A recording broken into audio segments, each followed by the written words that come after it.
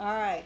Hi, everybody. My name is Susan Aaronson. I'm a professor here at GW, and I'm pleased to welcome you to the End of Trade as We Know It, which is a bizarre title, isn't it? I'd like to introduce the director of the Institute for International Economic Policy, Dr. Stephen Smith, who will give you a more formal welcome. That was pretty formal. That was pretty good. Right. Well, good afternoon, everyone, and welcome to our conference, which, as you've just heard, is called the End of Trade as We Know It. There is a question mark after that. I think that's important.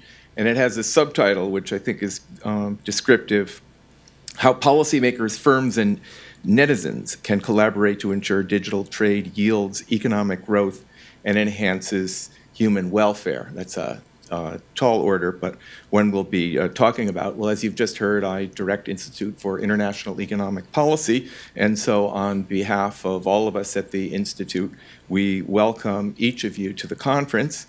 Professor Aaronson and others have really organized an outstanding program that you have, and our partner, Dr. Michael Ferrantino of the World Bank, is going to introduce it in more detail in a moment. You'll find the bios on a handout, which will be available soon. I understand we had a digital trade problem or something in which the copier wasn't listening to us. But they will be delivered shortly, I am told, and I believe it. So I'd like to begin with a special thank you to a generous anonymous donor who has helped make today's event possible, along with our sponsors, eBay, Google, ICANN, the Internet Society DC chapter, and GW Cyber, the Center for International Business, Education, and Research, or CYBER. And also a special thanks to IIEP's operations manager, Kyle Renner, who as usually is making everything run smoothly, along with his team, who you'll see around the conference in the next day and a half or so.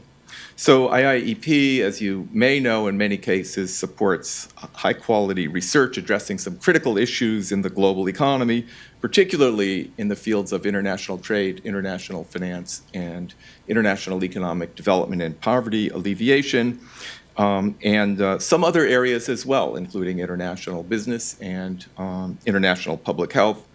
We're found at gwu.edu/IIEP. Please don't forget that. We have 4 signature initiatives, again, many of you know, one on China's economic development and U.S.-China economic relations. We held our 8th annual conference last fall, gwu.edu, right, /IIEP. You'll find all of the papers and the video from the conference and from previous conferences. The timing of the 9th conference will be announced soon. Second signature initiative on causes and remedies of extreme or ultra poverty. A week ago, we held the Economics and Political Economy of Africa conference. That will all be available online shortly. And the end of March, I guess a little more than a month ago now, we held our conference on measuring poverty's depth and breadth and shared prosperity, another event that we did jointly with the World Bank, reflecting their global monitoring report. The third signature initiative is adaptation to climate change in low-income countries. Earlier this semester, we co-sponsored the UN 2030 Agenda for Sustainable Development and Pathways post-Paris. Be on the lookout on our website for some events on climate finance that will be coming up starting this fall. And so, of course, last but not least is global economic governance of the 21st century, of which today's event is a very important part of that initiative. So Susan and Kyle told me they'd come up with a name for the conference, the End of Trade as We Know It, and a line from the song, End of the World as We Know It. I bet almost everyone's thoughts went to that song, the REM classic from the late 80s, I guess. And the line says, offer me solutions, offer me alternatives, and I decline. Okay? So that struck me. Well, we are going to hear some potentially workable solutions And I'm sure that at least no one here will decline to engage in considering the alternatives. So on that note, I wish all an excellent conference for today and tomorrow. Thanks for being here. Watch our events, blogs, papers, come again, gwu.edu/IIEP.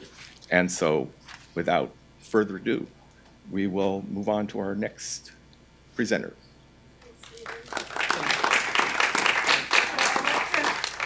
I'd like to introduce Martin Molnavo, who, did I mispronounce your name? What? Mike will. Okay, sorry, Michael. That's quite all right. So, I'm Michael Ferrantino from the World Bank. I'm a trade economist. It's my privilege to invite you all to today's set of events. This is the most exciting topic I've worked on in a long time. I was asked when we were supposed to talk about our portfolios to the managers in the World Bank's Trade and Competitiveness Global Practice if, in fact, by focusing on the internet, we weren't guilty of picking winners, which is something that we try to usually avoid, that it sounds like industrial policy. And I think it's not like that. It's as if there were a World Bank in 1820 and we were invited onto the committee to promote steam power for development. It's that exciting, it's that big a change. People from all over the world, people outside the conventional banking system, almost outside the conventional transport system, can sell you things in your living room through the power of the internet. It does flatten the world, but there are a lot of challenges associated with that. It happens, it could happen a lot more. It's not as easy as it seems. People are working on those challenges, and the challenges for the governance of international trade we're going to talk about, what those consist of, are yet to be seen. All those of you who are joining us on the live feed and throughout the world, I just want to point out that we have a hashtag here, #DigitalTradeConf. And this hashtag is associated with both the handles IIEPGW for the Institute for International Economic Policy and World Bank PSD. So this is being monitored if in the course of the event we're going to have a lot of time for discussion and you'd like to direct a question to any of our panels during this event, please do tweet us and we will try to get those questions to the podium.